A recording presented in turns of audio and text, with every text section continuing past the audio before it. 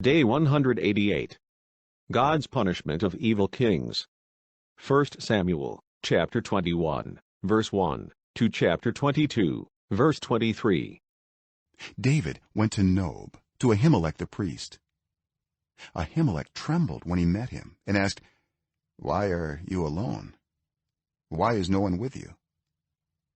David answered Ahimelech the priest, "The king sent me on a mission and said to me, 'No one is to know anything about the mission I am sending you on. As for my men, I have told them to meet me at a certain place.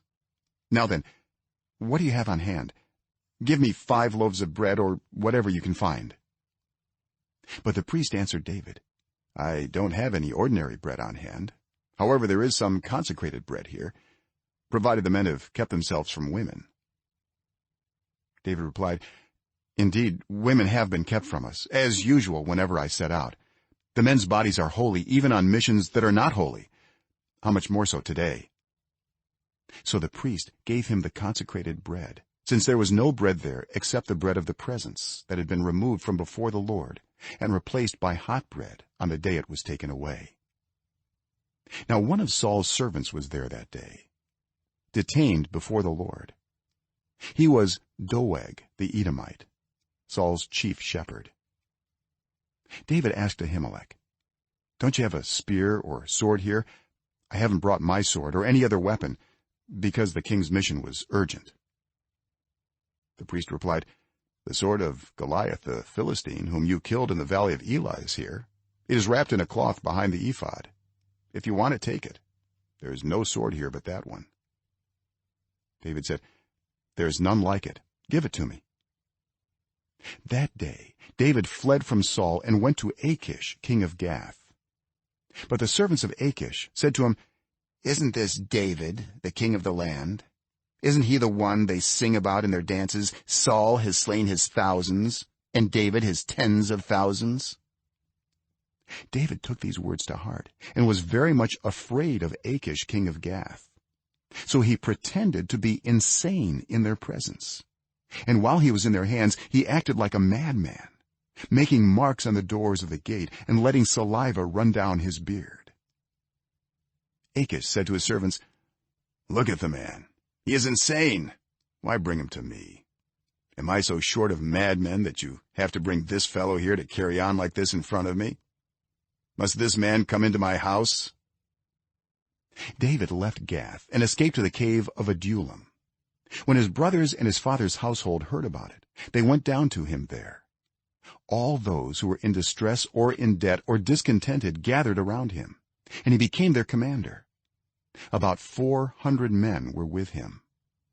From there David went to Mizpah in Moab and said to the king of Moab, "Would you let my father and mother come and stay with you until I learn what God will do for me?" So he left them with the king of Moab, and they stayed with him as long as David was in the stronghold. But the prophet Gad said to David, "Do not stay in the stronghold. Go into the land of Judah." So David left and went to the forest of Hereth. Now Saul heard that David and his men had been discovered, and Saul was seated spear in hand under the tamarisk tree on the hill at Gibeah, with all his officials standing at his side. He said to them, "Listen, men of Benjamin. Will the son of Jesse give all of you fields and vineyards? Will he make all of you commanders of thousands and commanders of hundreds? Is that why you have all conspired against me? No one tells me when my son makes a covenant with the son of Jesse. None of you is concerned about me or tells me that my son has incited my servant to lie in wait for me as he does today." But Doeg the Edomite, who was standing with Saul's officials, said, "I saw the son of Jesse come to Ahimelech son of Ahitub at Nob. Ahimelech inquired of the Lord for him. He also gave him provisions and the sword of Goliath the Philistine." Then the king sent for the priest Ahimelech son of Ahitub and all the men of his family, who were the priests at Nob, and they all came to the king. Saul said, "Listen now, son of Ahitub." "Yes, my lord," he answered. Saul said to him, "Why have you conspired against me, you and the son of Jesse, giving him bread and the sword and inquiring of God for him? so that he has rebelled against me and lies in wait for me as he does today." Ahimelech answered the king, "Who of all your servants is as loyal as David, the king's son-in-law, captain of your bodyguard and highly respected in your household?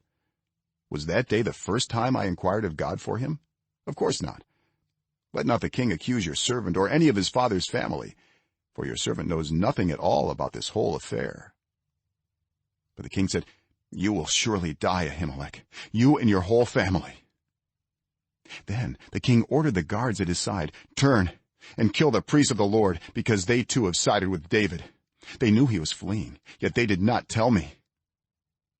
But the king's officials were unwilling to raise a hand to strike the priests of the Lord.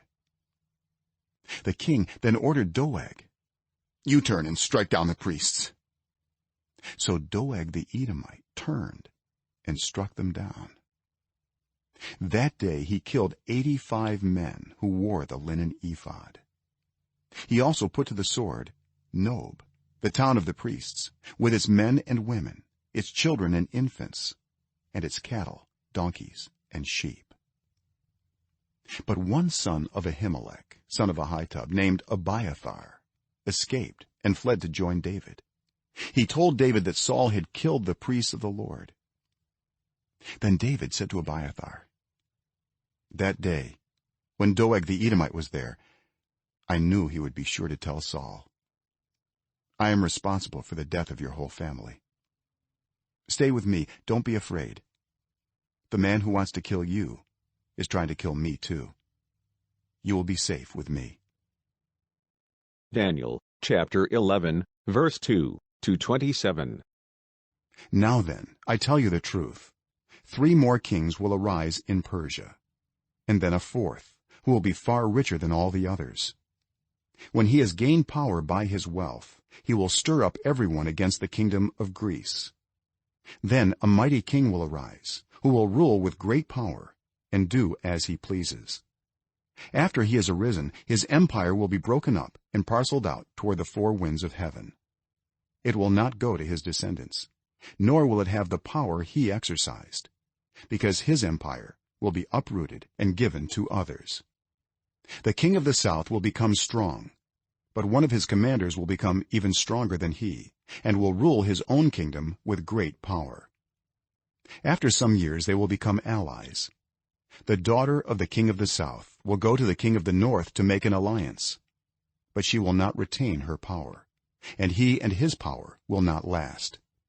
In those days she will be betrayed, together with her royal escort and her father and the one who supported her.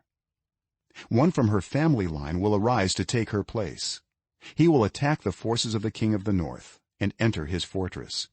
He will fight against them and be victorious. He will also seize their gods, their metal images, and their valuable articles of silver and gold, and carry them off to Egypt. For some years he will leave the king of the north alone. Then the king of the north will invade the realm of the king of the south, but will retreat to his own country. His sons will prepare for war and assemble a great army, which will sweep on like an irresistible flood and carry the battle as far as his fortress. Then the king of the south will march out in a rage and fight against the king of the north, who will raise a large army, but it will be defeated. When the army is carried off, the king of the south will be filled with pride and will slaughter many thousands, yet he will not remain triumphant. For the king of the north will muster another army larger than the first, and after several years he will advance with a huge army fully equipped. In those times many will rise against the king of the south. Those who are violent among your own people will rebel in fulfillment of the vision, but without success. Then the king of the north will come and build up siege ramps and will capture a fortified city. The forces of the south will be powerless to resist. Even their best troops will not have the strength to stand. The invader will do as he pleases. No one will be able to stand against him. He will establish himself in the beautiful land and will have the power to destroy it. He will determine to come with the might of his entire kingdom and will make an alliance with the king of the south. And he will give him a daughter in marriage in order to overthrow the kingdom. But his plans will not succeed or help him. Then he will turn his attention to the coastlands and will take many of them, but a commander will put an end to his insolence and will turn his insolence back on him.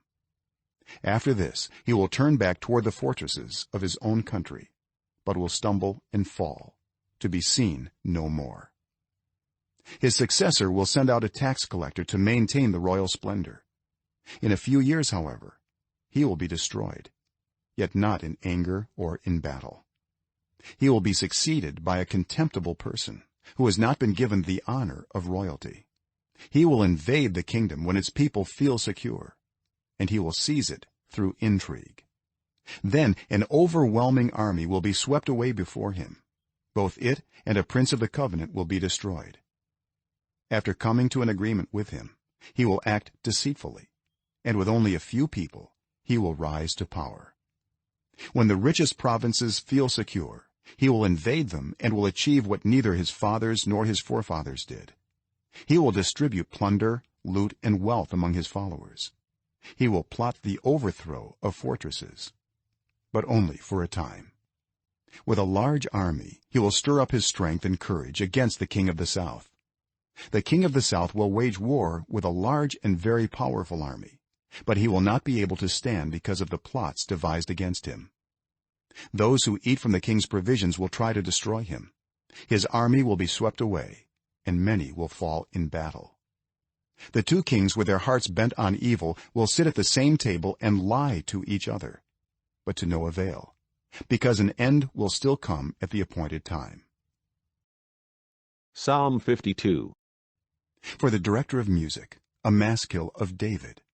When Doeg the Edomite had gone to Saul and told him, David has gone to the house of Ahimelech.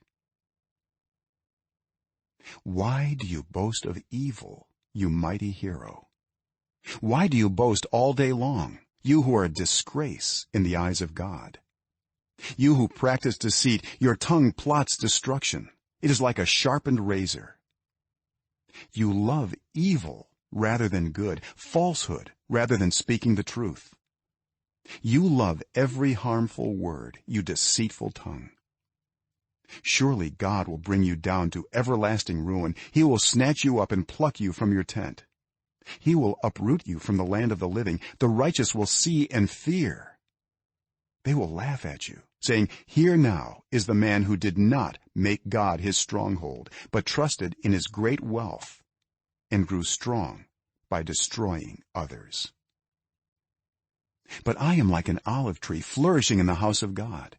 I trust in God's unfailing love forever and ever. For what you have done, I will always praise you in the presence of your faithful people, and I will hope in your name, for your name is good.